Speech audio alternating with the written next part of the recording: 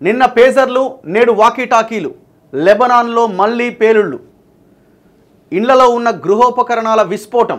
14 మంది దుర్మరణం, 450 మందికి గాయాలు. దాడి జరిపిందెవరు?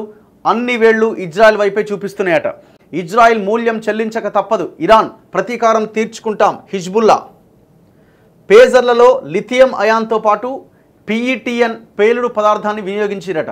పేజర్ మైక్రోచిప్లో PETN ఆనవాళ్లు. మొస్సాద్ ఎక్కువగా వాడేది PETNే. పేజర్లను తయారు చేసింది తైవాన్ కంపెనీ. పేలుళ్లకు 10 సెకండ్ల ముందు బల్క్ సందేశాలు.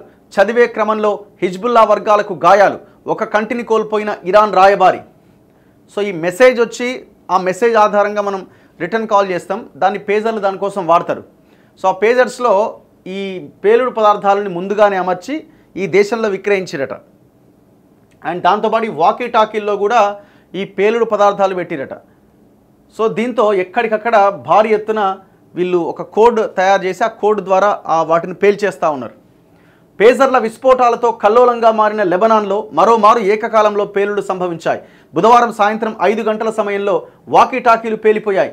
ఈ పరికరాలన్నీ 5-6 నెలల ముందు కొనుగోలు చేసినవే. అంటే 5-6 నెలల ముందు తయారు చేసేటప్పుడే మ్యానుఫ్యాక్చరింగ్ టైంలోనే అందరూ ఈ పదార్థాలని పెట్టి అమ్మేస్తున్నారు ఈ దేశంలో. సో అంటే ఎంత పెద్ద కుట్ర ముందే చేసిరు చూడండి.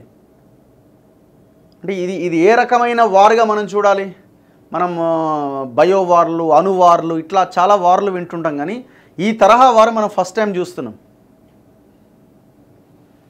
మంగళవారం నాటి ఘటనల్లో మృతి చెందిన హిజ్బుల్లా నేతల అంత్యక్రియల్లో కూడా పేలుళ్లు సంభవించాయి. లెబనాన్ వ్యాప్తంగా జరిగిన వాకీటాకీ విస్ఫోటనాల్లో 14 మంది చనిపోయారట.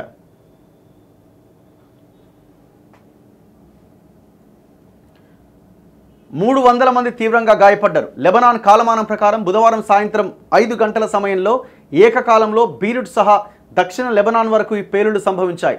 దక్షిణ లెబనాన్లోని చాలా ప్రాంతాల్లో ఈ తీవ్రత ఎక్కువగా ఉందని లెబనాన్, ఇరాన్ మీడియా వెల్లడించింది.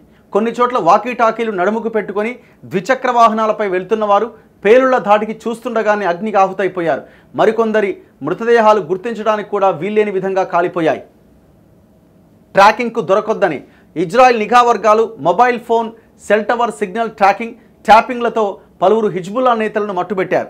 దీంతో హిజ్బుల్లా సెల్ ఫోన్లను కాకుండా పేజర్లు, వాకీటాకీలపైన ఆధారపడ్డది. అంటే ఎందుకంటే ఆ సెల్ ఫోన్లు వాడితే దాంట్లో ఈ లొకేషన్ కానీ, సిగ్నల్ ట్రాకింగ్ కానీ, ఫోన్ ట్యాపింగ్ కానీ చేయడానికి అవకాశం ఉంటుంది. సో ఆ రకమైన దాడి జరగవచ్చు అని వాళ్ళు ముందే గుర్తించి ఏం చేశారంటే ఫోన్లు కాకుండా ఈ పేజర్లు, వాకీటాకీలు యూజ్ చేయడం స్టార్ట్ చేశారు. గత ఏడాది అక్టోబర్ 7వ తేదీన ఇజ్రాయెల్ పైన హమాస్ దాడి తర్వాత పేజర్ల వినియోగాన్ని మరింతగా పెంచారు. ఈ ఏడాది ఆరంభంలో తైవాన్కు చెందిన గోల్డ్ అపోలో అనే కంపెనీ నుంచి 5,000 వరకు పేజర్లను ఆర్డర్ చేసిరట. వాటిని ఇటీవలే హిజ్బుల్లా తమ ఫైటర్లకు అందించింది. కొత్తగా వాకీటాకీలు కూడా కొనుగోలు చేసింది. FM సిగ్నల్ ట్యాంపరింగ్ పరికరాలతో కార్లలో, ఇండ్లలో వాడే FM పరికరాల్లోకి చొరబడి తమ సందేశాలను పౌరులకు చేరవేస్తోందనే వాదన కూడా ఉన్నది. ఇప్పుడు ఆ ప్రత్యామ్నాయాలే హిజ్బుల్లా పాలిట మృత్యువుగా మారుతున్నాయి. పేజర్లు, వాకీటాకీలు పేలి ఈ మరణాలు సంభవించినాయట. ఎట్లా చేస్తున్నారంట అంటే మంగళవారం జరిగిన దాడిలో 3,000 వరకు పేజర్లు పేలిపోయినాయట. మిగతా వాటిని పరిశీలిస్తే అన్నింట్లో లిథియం అయాన్ బ్యాటరీలతో పాటు పేజర్ సర్క్యూట్తో సంబంధం లేని ఒక మైక్రో చిప్ ఉన్నదట. అందులో PETN అనే ఒక పేలుడు పదార్థం ఉన్నట్లు గుర్తించారట. దీన్ని బట్టి ఈ దాడిని దీర్ఘకాలిక వ్యూహాత్మక కుట్ర అని ఆరోపిస్తున్నాయి. ఇజ్రాయెల్ నిఘా సంస్థ మొస్సాద్ పైన నింద మోపుతూ ఈ దేశం పైన ప్రతీకారం తీర్చుకుంటామని హెచ్చరించాయి. కాకపోతే ఏవైతే ఆ పేజర్లు కానీ, ఆ వాకీటాకీలు తయారు చేసిన కంపెనీ ఏదైతే ఉందో తైవాన్ కంపెనీ, గోల్డ్ అపోలో అనే కంపెనీ, మాకేం పాపం తెలియదని ప్రకటన చేస్తున్నారట.